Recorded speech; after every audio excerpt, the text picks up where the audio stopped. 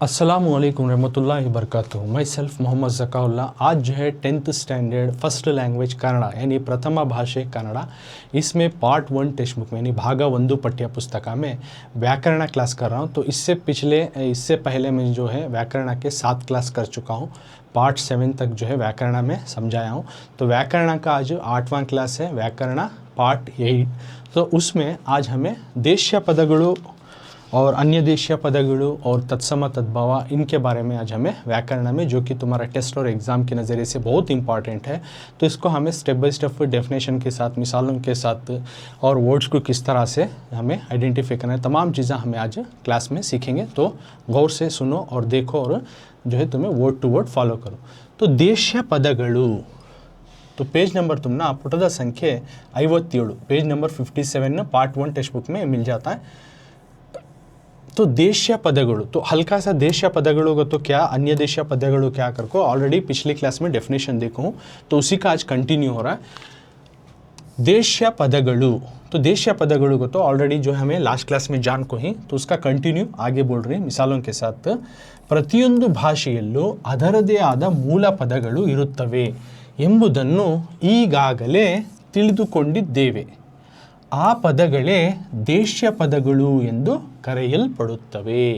तो यहाँ पर जो पिछली क्लास में बोला था उसी तरह का फर्स्ट पॉइंट जो है बताएं। देशीय पदगुಳು का तो जो कि प्रतियೊಂದು हर एक भाषೆಯಲ್ಲೂ, हर एक ज़बान में, हर एक लैंग्वेज में ಅದರದೇ उसी के आधा, उसी के जो हैं ಅದರದೇ आधा, उसी के जो हैं मूल पदगुಳು, जो रूट वर्ड्स, बुनियादी वर्ड्स जो है उसमें रति इरुತ್ತವೆ ಎಂಬುದನ್ನು, कने की जो बात है हमें ಈಗಾಗಲೇ, इससे पहले क्लास में ತಿಳಿದುಕೊಂಡಿದ್ದೇವೆ, ये हमें समझ चुके हैं, ये हमें इसके बारे में जानकारी हासिल कर चुके हैं। तो फर्स्ट लाइन में बोल रही हैं कि देशीय पदगुಳು को तो कि हर एक ज़बान में या किसी भी लैंग्वेज में जो है उसी के कुछ ख़ास ओन वर्ड यानी प्योर उसी लैंग्वेज के वर्ड्स रहती, बुनियादी अल्फाज रहती, तो उस तरह के अल्फाजों को जो है देशीय पद बोलती। इसके बारे में ऑलरेडी हमें पिछली क्लास से जानकारी हासिल कर चुकी। तो आ पदगळे, वो वर्ड्स जो हैं देशीय पदगुಳು, उस तरह के अल्फाजों को क्या बोलती, देशीय पद आकर को बुलाते हैं, ಎಂದು ಕರೆಯಲ್ಪಡುತ್ತವೆ। उस तरह के अल्फाजों को देशीय पद आकर को बोलती हैं, जो कि बुनियादी अल्फाज हैं, यानी उसी के जो ओन वर्ड है, प्योर वर्ड है, यानी दूसरी ज़बान से आए हुए अल्फाज नहीं हैं। तो उस तरह के वर्ड्स को जो है देशीय पदगुಳು कर को बोलती। तो आज हमें जानना क्या उसके आगे का, ये इंपॉर्टेंट यहाँ से। ಸಾಮಾನ್ಯವಾಗಿ ಪ್ರತಿ ಭಾಷೆಯಲ್ಲೂ ದೇಹದ ಅಂಗಗಳಿಗೆ, ಸಂಬಂಧವಾಚಕಗಳಿಗೆ, ಪ್ರಾಣಿಗಳ ಹೆಸರಿಗೆ, ಪದಾರ್ಥಗಳಿಗೆ, ಸರ್ವನಾಮಗಳಿಗೆ, ಸಂಖ್ಯಾವಾಚಕಗಳಿಗೆ, ಧಾತುಗಳಿಗೆ ಆಯಾ ಭಾಷೆಯ ಸ್ವಂತ ಪದಗಳು ಇರುತ್ತವೆ। तो यहाँ पे बोल रहे हैं सामान्यವಾಗಿ, यानी आम तौर पर, जनरली या कॉमनली देखें तो आम तौर पे प्रति भाषೆಯಲ್ಲೂ, हर एक ज़बान में, हर एक लैंग्वेज में देहದ यानी जिस्म के, बॉडी के अंगಗಳಿಗೆ, बॉडी के पार्ट्स को यानी जिस्म के आज़ों को, संबंधवाचकಗಳಿಗೆ यानी रिलेटेड वर्ड्स को, यानी जोड़ने वाले अल्फाज को, प्राणिಗಳ ಹೆಸರಿಗೆ जानवरों के नाम को, पदार्थಗಳಿಗೆ चीज़ों को, सर्वनामಗಳಿಗೆ प्रोनाउंस को, संख्यावाचकಗಳಿಗೆ न्यूमरल्स को जो बताती उस तरह के अल्फाजों को, न्यूमरल के यानी नंबर्स को बताते ना, उस तरह के वर्ड्स को, और धातुಗಳಿಗೆ यानी रूट के जो वर्ब एक्शन वर्ड रहती नहीं, तो उनको बोलती धातु। उसमें रूट वर्ब रहना, मेन वर्ड जो रहता रूट वर्ड यानी बुनियादी एक्शन वर्ड या वर्ब वर्ड रहता, उसको धातु बोलती। यानी धातु वाले अल्फाज रहा तो आया भाषा, उस ज़बान के स्ವಂತ ಪದಗಳು, ओन अल्फाज, उसी के ख़ास अल्फाज जो है उसमें रहती इरुತ್ತವೆ। तो यहाँ पर बोलना क्या चाह रही, आम तौर पे हर एक ज़बान में या लैंग्वेज में जिस्म के आज़ों को या रिलेटेड वर्ड्स को या जानवरों के नाम को या चीज़ों को या प्रोनाउन वाले अल्फाजों को या न्यूमरल के जो वर्ड्स हैं उनको या फिर वर्ब के वर्ड्स को उसी ज़बान के जो है ओन वर्ड्स उसमें रहती हैं, यानी ख़ास उसके ओन प्योर वर्ड रहती। जैसा कि यहाँ पर बोल रही मिसाल के तौर पर कन्नड़ದ देशीय पदಗಳು, कन्नड़ा के देशीय के वर्ड्स, कन्नड़ा के जो देशी अल्फाज हैं वो ಕನ್ನಡ ದೇಶೀಯ ಪದಗಳು, ಕನ್ನಡ के ದೇಶೀಯ ಪದಗಳು कौन से आती हैं को जानेंगे अब। कन्नड़ದ देशीय पदಗಳು यानी कन्नड़ा के जो है बुनियादी वर्ड्स, कन्नड़ा के जो है प्योर वर्ड्स, उसी के ओन वर्ड्स जो कि दूसरी ज़बान से लिए हुए वर्ड्स नवे। कन्नड़ದ देशीय पदಗಳು, कन्नड़ा के ओन वर्ड्स या कन्नड़ा के बुनियादी अल्फाज, रूट वर्ड्स ऐसा। तो उसमें एक एक को जो है पार्ट के हिसाब से, जैसा मैं बोलिया बॉडी पार्ट्स हो, प्रोनाउन हो, तमाम चीज़ें आती हैं को उसको एक एक उठा लेकर उसमें के वर्ड्स हैं, एग्जाम्पल मिसाल दे रही हैं। जैसे कि अंगांगಗಳು यानी बॉडी पार्ट्स यानी जिस्म के आज़े, उस तरह के अल्फाज जो है कन्नड़ा के प्योर वर्ड्स ही। कौन से उसमें? कई, तले, ಹೊಟ್ಟೆ, कालू, बेन्नू इत्यादि। तो कौन से वर्ड आती? अंगांगಗಳು जैसे जिस्म के आज़े के रिलेटेड, कई हाथ, तले का तो सर, ಹೊಟ್ಟೆ का तो स्टमक पेट, कालू का तो पैर, बिन्नू को तो बैक जो पीठ आते हैं उसको, इत्यादि वगैरह वगैरह। इन सभी जो है कन्नड़ा के देशीय पदಗಳು, कन्नड़ा के ओन वर्ड्स, हाँ जिस्म के आज़े में आने वाले कन्नड़ा के ओन वर्ड्स, कन्नड़ा के बुनियादी अल्फाज।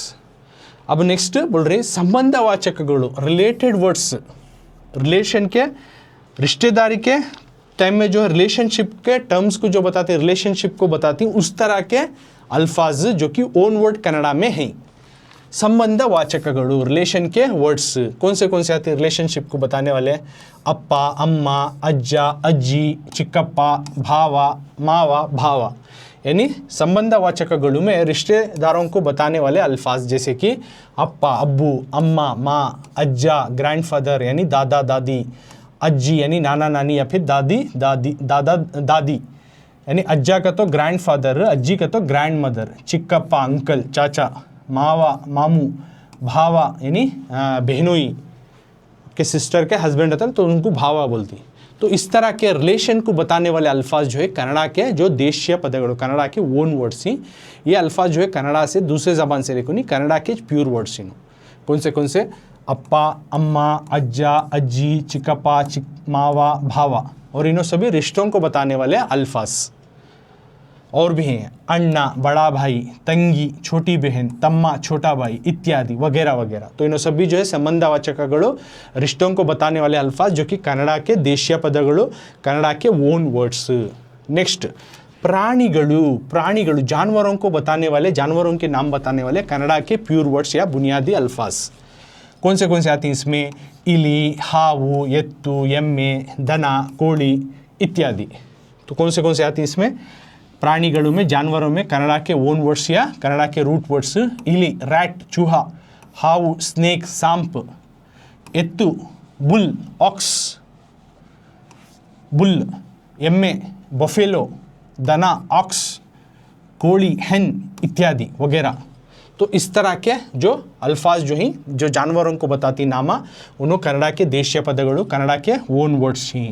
तो इली, चूहा, हावू, सांप, ಎತ್ತು, बुल, एम्मे, बफेलो यानी भैंस, दना ऑक्स, कोड़ी का तो hen मुर्गी इत्यादि वगैरह वगैरह। नेक्स्ट जैसा कि मैं पहले बताया पदार्थಗಳು यानी चीज़ों को बताने वाले, किसी भी थिंग्स या चीज़ों को बताने वाले जो कि कन्नड़ा के ओन वर्ड्स या कन्नड़ा के देशीय पदಗಳು। इसमें कौन से आती? बागिलू वर्ड आता है, बागिलू का तो डोर, उप्पू का तो नमक आता है, हालू दूध, चिलका का तो दरवाजे का डोर में आता है ना, उसको बोलती चिलका, जो लॉक डालती ना तो उसको बोलती चिलका। तो पदार्थಗಳು थिंग्स को बताने वाले कन्नड़ा के ओन वर्ड्स या प्योर वर्ड्स जो रूट वर्ड्स ही, उन्हों पदार्थಗಳು थिंग्स, उसमें कौन सा आता है? बागिलू डोर, उप्पू नमक, हालू दूध, चिलका यानी जो लॉक आता है डोर का वो इत्यादि वगैरह वगैरह। नेक्स्ट सर्वनामಗಳು, सर्वनाम के जो कन्नड़ा के ओन वर्ड्स, कन्नड़ा के देशीय पदಗಳು जो कि सर्वनाम प्रोनाउंस में आती हैं, सर्वनामಗಳು को तो प्रोनाउन वर्ड्स। तो उसमें कौन से आती हैं? नानु, ಅವನು, ನೀನು, ಅವಳು, ಅದು, ಅವು, ಅವರು इत्यादि। तो सर्वनामಗಳು प्रोनाउंस में कौन से आती? नानु मैं, ಅವನು उन्हें, ನೀನು तुम, ಅವಳು शी वो लड़की, ಅದು वो, ಅವು वो, अवरु, नो, इत्यादि वगैरह वगैरह। तो सर्वनामಗಳು प्रोनाउन में इन तमाम चीज़ें तमाम वर्ड आती, नानु, अवनु, नीनु, अवಳು, अदु, अवु, अवरु इत्यादि वगैरह वगैरह तमाम वर्ड जो है सर्वनामಗಳು प्रोनाउंस में आती। नेक्स्ट संख्यावाचकಗಳು। संख्यावाचकಗಳು को तो न्यूमरल्स को बताने वाले अल्फाज यानी नंबर्स को बताने वाले अल्फाज, तो उन सभी संख्यावाचकಗಳು में आती, जैसा कि 1 ರಿಂದ 999 मतलब संख्यावाचकಗಳು न्यूमरल नंबर्स को बताने वाले अल्फाज 1 ರಿಂದ 1 से लेकर 900 यानी 999 तक 999 तक आने वाले वर्ड्स, उस तरह के कन्नड़ा के प्योर वर्ड्स, कन्नड़ा के ओन वर्ड्स देशीय पदಗಳು में आती, जो कि न्यूमरल वर्ड्स भी जो है उन्होंने कन्नड़ा के देशीय पद में आती। कौन से कन्नड़ा के देशीय वर्ड्स या कन्नड़ा के ओन वर्ड्स या कन्नड़ा के रूट वर्ड्स करको बोल रही सो, जैसे कि इसमें नंबर्स में क्या आने वाले 1 से लेकर 999 तक वर्ड्स जो हैं उन्होंने कन्नड़ा के ओन वर्ड्स या कन्नड़ा देशीय पदಗಳು, संख्येಗಳು को तो नंबर्स। नेक्स्ट धातुಗಳು, जो वर्ब या एक्शन वर्ड का जो रूट वर्ड रहता है तो उन्हें वर्ब का एक रूट वर्ड वो भी जो है कन्नड़ा में जो है देशीय पदಗಳು के लिस्ट में आता है, यानी कन्नड़ा के ओन वर्ड्स या कन्नड़ा के रूट वर्ड्स यानी बुनियादी अल्फाज में आता है, जैसे कि तिन्नु, होगु, केळु, बिडु इत्यादि। मतलब तिन्नु खा, तिन्नु खा, होगु जा, केळु सुन, बिडु छोड़ो इत्यादि वगैरह। तिन्नु खाओ, होगु गो जाओ, केळु सुनो, बिडु छोड़ो इत्यादि वगैरह। तो ये तमाम चीज़ें जो है देशीय पदಗಳು में आती। सो देशीय पदಗಳು जो कन्नड़ा के ओन वर्ड्स ही तो उनको देशीय पदಗಳು बोलती हैं, और रूट वर्ड्स इनको दूसरी ज़बान से लिए हुए अल्फाज नवे प्योर वर्ड्स तो देशीय पदಗಳು को तो सबसे पहले बोले हर एक ज़बान में उसी के कुछ रूट वर्ड्स रहती, ये ऑलरेडी हमें पिछली क्लास में जानती, तो उस पिछली क्लास से हम लोग उसके बारे में जान रहे। तो उस तरह के अल्फाज जो कन्नड़ा के बुनियादी अल्फाज हो या रूट वर्ड्स हो यानी उसी के ओन वर्ड्स हो उनको देशीय पदा बोलती हैं। आम तौर पर हर एक ज़बान में जैसा कि बॉडी का जो पार्ट्स हो, जिस्म का पार्ट्स हो या रिश्ते को बताने वाले वर्ड्स हो, रिलेट के वर्ड्स, और जानवर के नामा हो या चीज़ों के नाम हो या फिर प्रोनाउंस के नाम, न्यूमरल्स के नाम या एक्शन वाले वर्ड्स उसी ज़बान के ओन वर्ड इसमें रहती, यानी उसी ज़बान के देशीय पदಗಳು रहती, अन्य देशीय पदಗಳು नहीं रहती ये लिस्ट में। तो उसमें कन्नड़ा में आने वाले ओन वर्ड्स या कन्नड़ा के आने वाले देशीय पदಗಳು कौन से का, तो जैसा कि बॉडी पार्ट्स में लिए तो इन तमाम वर्ड जो ही कन्नड़ा के ओन वर्ड देशीय पदಗಳು के लिस्ट में आती, वो कौन से करके मैं ऑलरेडी बोलिया। उसी तरह सेकेंड जो रिश्तेदारी को बताने वाले वर्ड्स उन्होंने भी कन्नड़ा के ओन वर्ड्स या रूट वर्ड्स या बुनियादी वर्ड्स में आती, वो कौन से वर्ड ऑलरेडी मैं पढ़ को बोली रिश्तों के नामा। उसके बाद जानवरों के नामा जो बताती, तो वो जानवरों के नामा भी जो है कन्नड़ा के ओन वर्ड्स या रूट वर्ड्स के लिस्ट में आती। और चीज़ों के नामा जो आती, थिंग्स के नामा, तो उस तरह के अल्फाज या वर्ड्स भी जो है कन्नड़ा के प्योर वर्ड्स या कन्नड़ा के देशीय पदಗಳು के लिस्ट में आती। और सर्वनामा के वर्ड्स जो प्रोनाउन वाले वर्ड्स हैं उन्होंने भी आती। और संख्यावाचकಗಳು जो न्यूमरल्स या नंबर्स को बताती हैं उस तरह के अल्फाज भी जो है देशीय पदಗಳು में आती हैं। और वर्ब या एक्शन वर्ड को बताने वाले वर्ड्स जो हैं उन्होंने भी देशीय पदಗಳು में आती। नेक्स्ट अब ಎರವಲು पदಗಳು, ಎರವಲು पदಗಳು यानी अन्य देशीय पदಗಳು अगर बोले नहीं उसे छह ಎರವಲು पदಗಳು बोलती। तो ಎರವಲು पदಗಳು का तो क्या करको जानेंगे। ಎರವಲು पदಗಳು मतलब borrowed words, borrowed words, borrowed words यानी बारोड वर्ड्स का तो उधार लिए गए अल्फाज, उधार में लिए गए अल्फाज, यानी दूसरी ज़बान के अल्फाज हमारे ज़बान में मिला ले को नो हमारी ज़बान की लैंग्वेज की तरह इस्तेमाल कर रही। तो उस तरह के वर्ड्स जो आपको जमेंगी दूसरे ज़बान के उनको बोलते हैं बारोड वर्ड्स या उधार अल्फाज। ಎರವಲು उधार, पदಗಳು अल्फाज, बारोड वर्ड्स यानी दूसरे ज़बान से लिए हुए अल्फाज करको। तो इसमें डेफिनेशन और मिसाल देखेंगे। ಸಂಸ್ಕೃತವನ್ನು ಹೊರತುಪಡಿಸಿ ಇತರೆ ಭಾಷೆಗಳಿಂದ ಕನ್ನಡ ಭಾಷೆಗೆ ಬಂದಿರುವ ಪದಗಳನ್ನು ಎರವಲು ಪದಗಳು ಎಂದು ಕರೆಯಲಾಗಿದೆ। ವಿವಿಧ ಭಾಷೆಗಳಿಂದ ಬಂದಿರುವ ಎರವಲು ಪದಗಳನ್ನು ಗಮನಿಸಿ।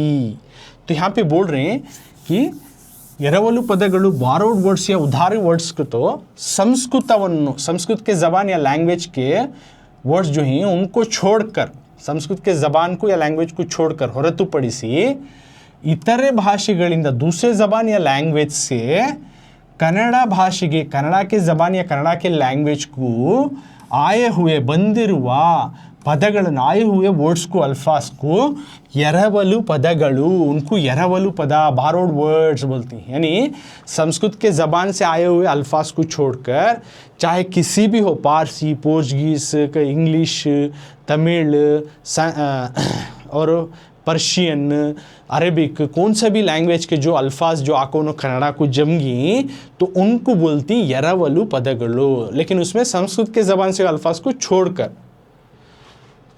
और आगे बोल रही विविधा अलग अलग भाषೆಗಳಿಂದ अलग अलग ज़बान या लैंग्वेज से ಬಂದಿರುವ आए हुए ಎರವಲು पदಗಳನ್ನು यानी बारोड वर्ड्स के बारे में गौर करो, गमनिसी। यहाँ पे नीचे अलग अलग ज़बान से कन्नड़ा को जो आको जमगी जो बारोड वर्ड्स कर को बोलती तो वो वर्ड्स के बारे में ज़रा गौर करो। कौन से मिसाल के तौर पर इन सब बारोड वर्ड्स या दूसरी ज़बान के वर्ड्स ही संस्कृत के छोड़कर उदाहरण मिसाल के तौर पर दम्मू, अबकारी, रस्ते, दवाखाने, दल्लाಳಿ, ಗಲೀಜು, ತಕರಾರು, ತರಬೇತು, ಅನಾನಸು, ಸಾಬೂನು, ಚೊಂಬು, ಇಸ್ತ್ರಿ, ರಸೀದಿ, ತಾರೀಕು, ಇಲಾಖೆ, ದರ್ಜೆ, ಬಂದೂಕು, ಕಚೇರಿ, ಕಾರ್ಖಾನೆ, ಕುರ್ಚಿ, ಕಾಗದ, ಬಸ್ಸು, ಕಾರು, ಕಾಲೇಜು इत्यादि पदಗಳು ಎರವಲು पदಗಳಾಗಿವೆ। तो यहाँ पे बोल रही हैं मिसाल के तौर पर कौन से जो है बारोड वर्ड्स यानी ಎರವಲು पदಗಳು यानी उधार वाले वर्ड्स में आती हैं। तो उदाहरण मिसाल के तौर पर दम्मू करने का अल्फाज, दम्मू का तो क्या अस्थमा कर को, अस्थमा की एक बीमारी आती नहीं तो वो वर्ड कन्नड़ा का वर्ड ना है दूसरे ज़बान से आया। उसी तरह अबकारी, अबकारी का तो एक्साइज का तो जो दारू वगैरह आता नहीं उसके ऊपर जो टैक्स डालती है तो वो डिपार्टमेंट को बोलती हैं अबकारी को।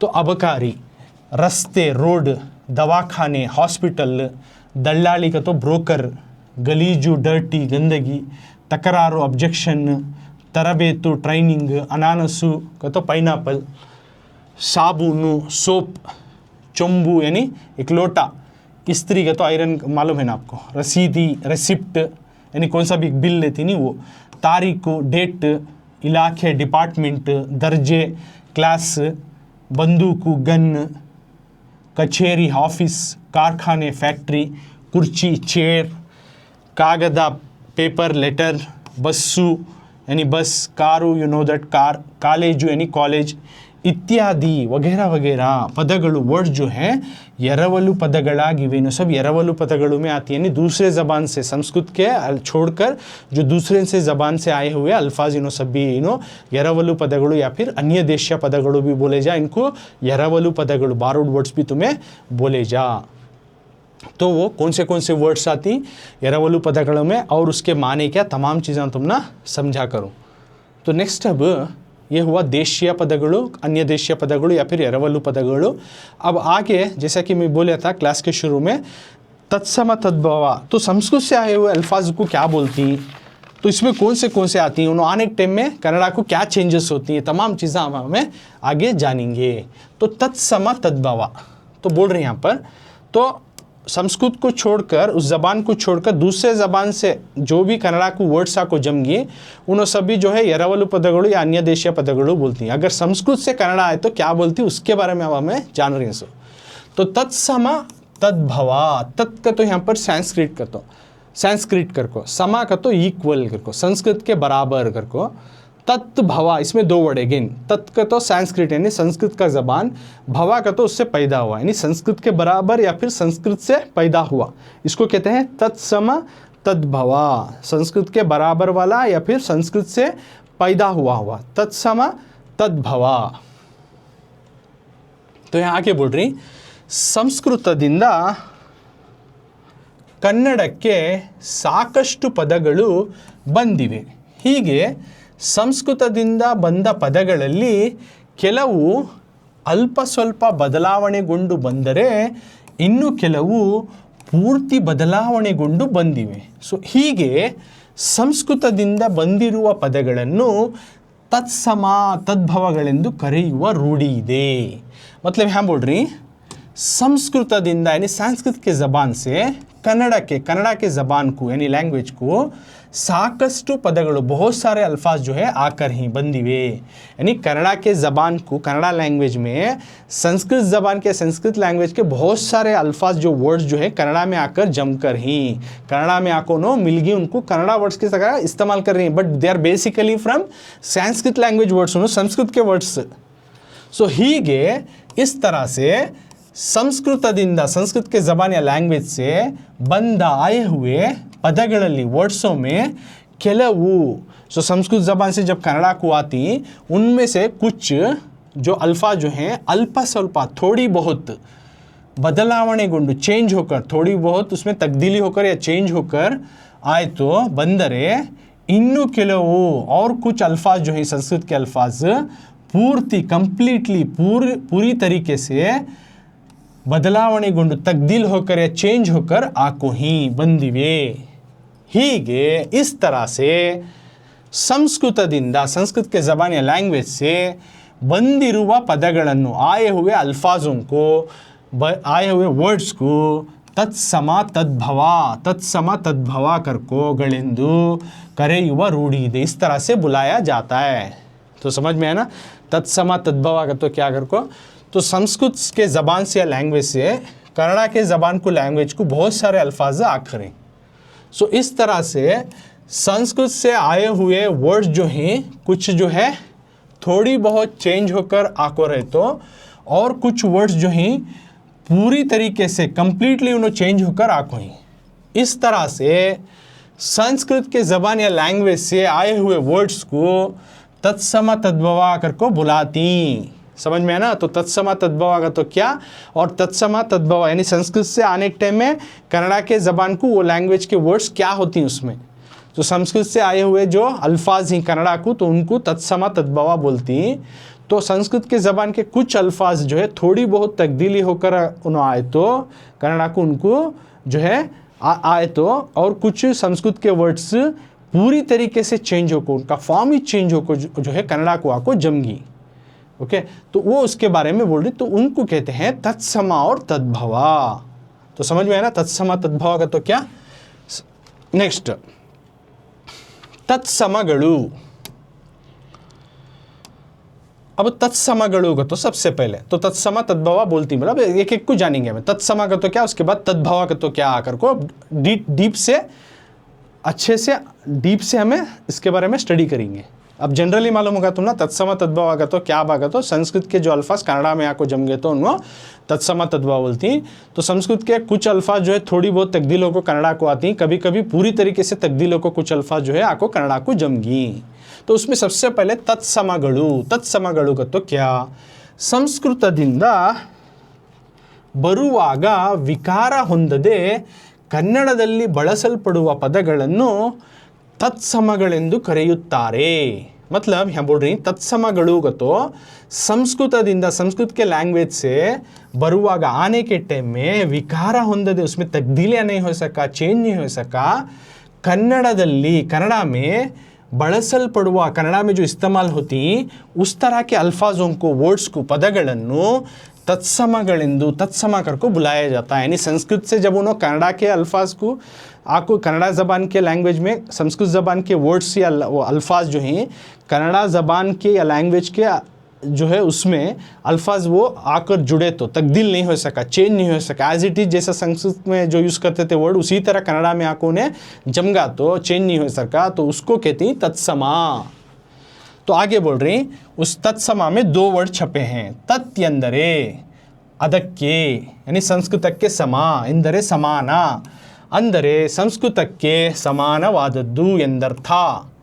ಸಂಸ್ಕೃತ ರೂಪವನ್ನು ತತ್ಸಮ ಎಂದು ಕರೆಯುತ್ತಾರೆ. तो आगे बोल रही तत्समा का डेफिनेशन. तत्समा में जो पहला वर्ड तत् है ना तत् का तो ಅದಕ್ಕೆ उसको यानी संस्कृत को करको संस्कृत के ज़बान को करको समा ಎಂದರೆ समा का मतलब है समान इक्वल बराबर यानी संस्कृत के बराबर. अंदरे यानी संस्कृत के संस्कृत ज़बान को बराबर करने वाला समानवादुदु संस्कृत के ज़बान का बराबर वाला कर को माना देता है. यंदर्था तो संस्कृत रूपವನ್ನು संस्कृत का जो फॉर्म वाले वर्ड जो ही एज इट इज़ उन्होंने कन्नड़ा को आपको जम गए तो चेंज नहीं हो सका, तो उनको कहते हैं तत्समा, तत्समा इंदु करेयुत्तारे। यानी संस्कृत से जब आती कन्नड़ा को तो उन्होंने क्या भी चेंज नहीं हो सका, एज इट इज़ जो है कन्नड़ा में उनको इस्तेमाल कर ले तो अल्फाज, तो उनको तत्समा बोलती। तो यहाँ पर तत्समा में दो अल्फाज हैं, एक तत्व एक समा कर को। तत्व का तो उसको यानी संस्कृत को कर को, समाना का तो इक्वल बराबर, यानी संस्कृत के बराबर वाले अल्फाज तत्समा। एग्जाम्पल उदाहरण मिसाल के तौर पर कौन से आती हैं तत्समा, संस्कृत से आए सो अल्फाज आए नो पूरे, लेकिन इन्हों चेंज नहीं है, कैसा संस्कृत में यूज़ करते थे उसी तरह कन्नड़ा में यूज़ हो रही। रामा, वसंता, सोमा, चंद्रा, गृहा, स्त्री, श्री, भुवना, श्रुति, काव्या, पशु इत्यादि वगैरह वगैरह। तो यहाँ पर बोल रही मिसाल के तौर पर उदाहरण है तत्समा यानी संस्कृत के बराबर वाले अल्फाज चेंज नहीं हो कोई, जैसा ही एज इट इज़ कन्नड़ा में यूज़ हो रही। रामा तुम्हें मालूम है, वसंता एक सीज़न स्प्रिंग सीज़न बोलती हैं। सोमा, चंद्रा ये भी एक नाम, चंद्रा मून, ग्रह प्लैनेट, स्त्री औरत श्री रेस्पेक्टिवली यूज़ करती हैं। भुवना नेम या अर्थ को भी बोलती हैं। श्रुति, काव्या ये सब नेम, पशु अनिमल इत्यादि वगैरह वगैरह तमाम वर्ड्स जो ही तत्समा में आने वाले वर्ड्स ही क्या भी चेंज नहीं हो सका, एज इट इज़ आपको जमगी सो। नेक्स्ट अब तद्भवगळु तो क्या जानेंगे, तद्भवगळु। अब तद्भवगळु तत्समा जान गए, संस्कृत से उन्होंने कन्नड़ा को आ रही, लेकिन उनमें क्या भी तब्दील नहीं हो रहा, एज इट इज़ कन्नड़ा में वो इस्तेमाल हो जा रही। अब तद्भवगळु तो ಸಂಸ್ಕೃತದಿಂದ ಕನ್ನಡಕ್ಕೆ ಬರುವಾಗ ಅಲ್ಪ ಸ್ವಲ್ಪ ವಿಕಾರವನ್ನಾಗಲಿ ಪೂರ್ಣ ವಿಕಾರವನ್ನಾಗಲಿ ಹೊಂದಿ ಬರುವ ಪದಗಳನ್ನು ತದ್ಭವ ಎಂದು ಕರೆಯುತ್ತಾರೆ। ತತ್ ಎಂದರೆ ಅದರಿಂದ यानी ಸಂಸ್ಕೃತದಿಂದ, ಭವ ಎಂದರೆ ಹುಟ್ಟಿದ್ದು, तद्भव ಎಂದರೆ ಸಂಸ್ಕೃತದಿಂದ ಹುಟ್ಟಿದ್ದು ಎಂದರ್ಥ। मतलब यहाँ बोल रही तद्भवगळु तो तद्भव वाले वर्ड्स का तो संस्कृतದಿಂದ, संस्कृत के ज़बान से यानी संस्कृत के लैंग्वेज से कन्नड़ के बरुवाग, जब कन्नड़ा के ज़बान को आती तो अल्प स्वल्प थोड़ी बहुत विकारवन्नागली, थोड़ी बहुत चेंज होकर, और कभी पूर्ण विकारवन, कभी कंप्लीटली चेंज होकर, होंदी चेंज होकर जो आने वाले बंदिरुवा पदಗಳನ್ನು आने वाले अल्फाजों को तद्भवा करको बुलाया जाता है, हिंदू करेयुत्तारे। यानी संस्कृत से जब कन्नड़ा को आती तो थोड़ी बहुत चेंज होती या फिर कंप्लीटली चेंज होकर उनको कन्नड़ा में जम जाती, तब उनको तद्भवा बोलती। यानी संस्कृत ज़बान में जो इस्तेमाल होने वाले अल्फाज कन्नड़ा में जो इस्तेमाल होती हैं, तब उन्होंने थोड़ी बहुत उसमें लेटर्स में वेरिएशन चेंज होकर फॉर्म उसका आता है, कभी कभी कंप्लीटली चेंज होकर आपको कन्नड़ा में जम जाता है, तो तब उसको तद्भवा बोला जाता है। तो तद्भवा में अगेन दो वर्ड्स आती। तत् का मतलब है ऑलरेडी तुम्हें मालूम है अदरिंदा, यानी संस्कृत से। भवा ಎಂದರೆ, भवा का मतलब तद्भवा में तत् और भवा आता, तत् का तो संस्कृत से। भवा ಎಂದರೆ, भवा का मतलब है हुट्टिद्दु, पैदा हुआ, यानी संस्कृत से पैदा हुआ, संस्कृत से आया। यानी तद्भवा ಎಂದರೆ, तद्भवा का मतलब है संस्कृतದಿಂದ ಹುಟ್ಟಿದ್ದು ಎಂದರ್ಥ, यानी संस्कृत से पैदा हुआ करको माना देता है। संस्कृतದಿಂದ यानी संस्कृत से, संस्कृत के ज़बान से जो है ಹುಟ್ಟಿದ್ದು पैदा हुआ करको माना देता है ಎಂದರ್ಥ। तो तद्भवगळु को तो मालूम हुआ ना तुमने, संस्कृत ज़बान से या उस लैंग्वेज से कुछ वर्ड्स जो है कन्नड़ा को आती, तो उस टाइम में उन्होंने थोड़ी बहुत उनकी लेटर्स में चेंजेस होकर उन्होंने आपको जमती, या फिर कंप्लीटली चेंज होकर उनका फॉर्म आपको कन्नड़ा में जम जाती, तो उस टाइम पर उस तरह के वर्ड्स को, अल्फाज को तद्भवा बोलती। तो तद्भवा में दो वर्ड्स हैं, एक तत् एक भवा करको। तत् का मतलब है संस्कृत से, भवा का तो पैदा हुआ, यानी संस्कृत से पैदा हुआ अल्फाज कर। तो यहाँ पर बोल रही तद्भवा में जो कि थोड़े बहुत अल्प ಸ್ವಲ್ಪ ಬದಲಾವಣೆಗೊಂಡ ತದ್ಭವ ರೂಪಗಳು ಶಶಿ ಸಸಿ, ಶಿರ ಸಿರ, ಕಲಶ ಕಲಸ, ಕಳಶ ಕಳಸ, अंकुश अंकुश, वर्षा वरुषा इत्यादि। तो यहाँ पर बोल रही तद्भव में कुछ थोड़ा बहुत चेंज होकर आती ना, तो अल्प स्वल्प थोड़ा बहुत बदलावणेगुंडा चेंजेस हुआ, यानी तब्दीली होकर आने वाले तद्भव वाले वर्ड्स तद्भव रूपगळु, यानी थोड़ा बहुत चेंज होकर जो कन्नड़ा में आको जम को ही उस तरह के अल्फाज मिसाल के तौर पर हम बता रही हैं। जैसा कि संस्कृत में उन्हें शशि था तो यहाँ ससी हो गया, शिरा सिरा, देखो थोड़ा बहुत चेंजेस है। सो कलशा कड़सा हो जाता है, अंकुशा अंकुशा हो जाता है, वर्षा वरुषा होता है, इत्यादि वगैरह। तो तुम्हें देख सकते हैं संस्कृत से जब कन्नड़ा में उन्हें आ रहा है तो थोड़ा बहुत चेंज हो रहा है, हर एक में देख सकती हैं। शशि देखो ज़रा चेंज साउंड ससी हो रहा है, यहाँ शिरा गया शी गया सी आया सिरा, यहाँ कलशा में शा गया सा आया, अंकुशा में अगेन यहाँ शे गया सा आया, वर्षा में देखो वाह वैसे था वर्षा देखो या वरुषा हुआ, थोड़ा बहुत चेंजेस हो को आया, तब भी इन्हें तद्भव का फॉर्म बोला जाता है। थोड़ा बहुत भी उसमें तब्दीली हो जाए जब उन्हें कन्नड़ा को आता है जमता है उस दौरान उस अल्फाज को जो है तद्भवा बोलता है। तो अल्प स्वल्पा बदलाव नहीं होना, थोड़ी बहुत तब्दीली होकर आकर जमने वाले अल्फाज वो कौन से, वो तुमने मिसाल के तौर पर बताया हूँ। तो तुमने इसमें कौन सा भी देकर अगर तद्भव रूपा बरेगा तो तुम्हें लिखना, शशि दिए तो तुम्हें ससी लिखना, शिरा दिए तो सिरा कर को लिखना, कड़शा दिए तो कड़सा लिखना, अंकुशा दिए तो अंकुशा लिखना, वर्षा दिए तो वरुषा कर को लिखना। तो शशि का तो मून कर को, शिरा का तो क्या हेड कर को, कलशा का तो एक सेक्रेट पॉट जो कि मंदिरों के टेम्पल के ऊपरी हिस्से में रखती एक पॉट, एक तंबालू के जैसा रहता है। नेक्स्ट अंकुशा का तो एलिफेंट्स आती ना हाथियाँ, तो उनको ऊपर से मारती, एक इतना लंबा स्टिक के से करता है, वो अनी तेज़ रहती है उसकी, उन्हें कभी जो महावत रहता है यानी हार एलिफेंट का राइडर रहता है उसकी बात नहीं सुनी तो उन्हें उससे मारता है, उसको सर को मारा तो उन्हें उसकी बात सुनता है, उसको ट्रेन करने के वास्ते भी वो मार मार को उसे सिखाते सो, तो उसको बोलती है अंकुशा, एलिफेंट को कंट्रोल करने की चीज़ वो। वर्षा वो का तो वरुषा, ईयर साल ले कर को, तो समझ में है ना मीनिंग इनके। तो इन आने टाइम में क्या तब्दीलियाँ होती हैं, तो ना फर्स्ट वर्ड देखो दिए तो सेकेंड वर्ड लिखोगे तो लिखना, शशि दिए तो ससी लिखना, शिरा दिए तो सिरा लिखना, कड़शा दिए तो कड़सा लिखना, अंकुशा दिए तो अंकुशा लिखना, वर्षा दिए तो वरुषा लिखना तद्भव रूपा में। तो देखो पूछती तरह तद्भव रूपा बरेरी कर को फर्स्ट वर्ड देती तो तुम्हें सेकेंड वर्ड का फॉर्म लिखना, 1 मार्क्स को टेस्ट में या एग्जाम में तुम ना पूछ सकती इसके ऊपर। नेक्स्ट ये थोड़ा बहुत चेंज होको आको जम्यासो, पूर्ण ವ್ಯತ್ಯಾಸ ಹೊಂದಿದ ತದ್ಭವ ರೂಪಗಳು ದ್ಯೂತ ಜೂಜು, ವಂದ್ಯ ಬಂಜೆ, ವಿದ್ಯಾಧರ ಬಿಜ್ಜೋದರ, ವೈಶಾಖ ಬೇಸಗೆ, ಕುಠಾರ ಕೊಡಲಿ, पादुका हावगे, अर्का यक्का इत्यादि। तो यहाँ पर बोल रही पूर्ण कंप्लीटली पूरी तरीके से व्यत्यास होंदिदा चेंजेस होने वाला तब्दील होकर जो है आने वाले तद्भवा के फॉर्म, तद्भवा के वर्ड्स, संस्कृत के वर्ड्स, यानी इन्हों जो है संस्कृत के जब कन्नड़ा को आको जमती इन्हों कंप्लीटली इनका स्पेलिंग चेंज हो जाता है, इनका फॉर्म ही चेंज हो जाता है पूरी तरीके से, यानी पहला वर्ड का स्पेलिंग अलग ही रहता और सेकंड का कंप्लीटली अलग रहता, उसे कांका का कनेक्टिश नहीं रहता। तो उस तरह के भी जो अल्फाज के मिसाल के तौर पर यहाँ देखो कौन सा आता है, द्यूता जूजू, मतलब ये गैम्बल यानी जुआ, उसको बोलते हैं द्यूता जूजू। तो द्यूता जो है जूजू हो जाता है, यानी दोनों का मतलब है गैम्बल यानी जुआ खेलती नहीं वो। वंद्या बंजे यानी बांझ, जो बच्चे को ने जन्म नहीं दे सकती माँ कभी भी, तो उसको बांझ बोलते हैं।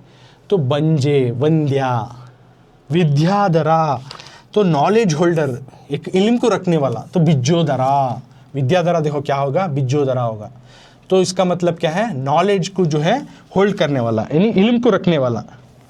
तो वैशाखा बेसगे यानी समर का सीज़न, एक अप्रैल और मई का महीना जो आता नहीं, तो उसको बोलती कन्नड़ा के जो मंथ्स आती चैत्रा वैशाखा आषाढ़ा, ओके, तो इस तरह से मंथ के नेम आते, उसमें वैशाखा का बेसगे का तो ये समर सीज़न को या समर मंथ को जो अप्रैल और मई के दौरान आता तो उनको बोलती, वो मंथ को वैशाखा बोलती। कुठारा तो कोडली हो जाता है, तो एक्स, कुठारा कोडली का तो यहाँ एक्स वो काटने का आ रहा था नहीं, उसको बोलती कुठारा कोडली। पादुका हावुगे होगा, देखो क्या कितना चेंज होगा, देखो पादुका है सो हावुगे होगा। इसका मतलब क्या है, स्लीपर्स यानी फुटवेयर्स, हमें जो पैर को डालती कांटे नहीं चुभना कर को, जो जूते जो चप्पल हैं फुटवेयर्स, उनको बोलती पादुका हावुगे। अर्का यक्का तो ये सन कर को, सन को अर्का यक्का बोलती। तो कंप्लीटली संस्कृत से जब कन्नड़ा को आ रही ಪೂರ್ಣ ವ್ಯತ್ಯಾಸ ಹೊಂದಿದ ತದ್ಭವ ರೂಪಗಳು, ಕಂप्लीटली चेंज होको इनो कन्नड़ा को आको जमरी। तो द्यूता है सो जू जू होगा, द्यूता था क्या होगा उन्हें, द्यूता कर को संस्कृत में यूज़ करते थे, उसी अल्फाज को जब कन्नड़ा में यूज़ करे उन्हें क्या होगा, जू जू होगा। तो तुम ना द्यूता देती तब तुम्हें जू जू लिखना। और वंद्या करने का अल्फाज है संस्कृत में इस्तेमाल होता था बांझ कर को, ये अल्फाज जब कन्नड़ा को आया ना बंजे होगा यानी बांझ कर को। और विद्याधरा कर को संस्कृत में इस्तेमाल होता था अल्फाज, जब उन्हें कन्नड़ा को आगा उन्हें बिज्जोधरा यानी नॉलेज को हासिल यानी इल्म को रखने वाला, इल्म को हासिल किया हुआ बंदा, विद्याधरा बिज्जोधरा। तो विद्याधरा बिज्जोधरा होगा कन्नड़ा को इस टाइम कितना चेंज होगा, कंप्लीटली चेंज हो रहा है। वैशाखा बेसगे होगा यानी समर सीजन, वैशाखा देखो संस्कृत में यूज होता था, उसी को जब कन्नड़ा में ले लेगा जमा वर्ड वो बेसगे होगा। कुठारा देखो कोडली होगा एक्स। पादुका क्या हुआ, हाउगे स्नेक होगा, अर्का एक का सन होगा। तो इस तरह से हमें एक क्लास में तत्सम तद्भवगणु सीखे। तो उसके अलावा आज के क्लास में हमें क्या क्या सीखे, सबसे पहले देशीय पदगणु का तो क्या यानी कन्नड़ा की जो ओन वर्ड्स ही, रूट वर्ड्स या बुनियादी अल्फाज ही, उसका डेफिनेशन, उसमें कौन से टाइप के जो वर्ड्स में जो कन्नड़ा के प्योर वर्ड्स ही, ओन वर्ड्स ही, उनको मिसाल के तौर पर जो है 7 जो है बताया। उसके बाद यरवलु पदगणु यानी बारोड वर्ड्स या फिर अन्य देशीय पदगणु भी बोले जाए उनको, तो वैसे वर्ड्स देखे। उसके बाद तत्सम तद्भव, तत्सम का तो क्या, तद्भव का तो क्या, और इसमें कंप्लीटली चेंज नहीं हो सका आने वाले अल्फाज कौन से, थोड़े बहुत चेंज होकर आने वाले अल्फाज कौन से, और कंप्लीटली चेंज होकर आने वाले अल्फाज कौन से जो तद्भव में आती, तद्भव में थोड़े बहुत भी चेंज होकर आती या फिर कंप्लीटली चेंज होकर आती हैं, लेकिन तत्समा में कैसे थे वैसे चीज़ होती, उनमें क्या भी चेंजेस नहीं होता। तो ये हम लोग आज के क्लास में ये तमाम पॉइंट हमें सीखे जो कि वेरी इंपॉर्टेंट है तुम्हारे टेस्ट और एग्ज़ाम के नज़रिए से। इसके ऊपर रिलेटेड तुम ना क्वेश्चन ज़रूर से आती। तो नेक्स्ट क्लास में नेक्स्ट पार्ट से हमें नेक्स्ट चैप्टर और नेक्स्ट व्याकरण क्लास के साथ मिलेंगे।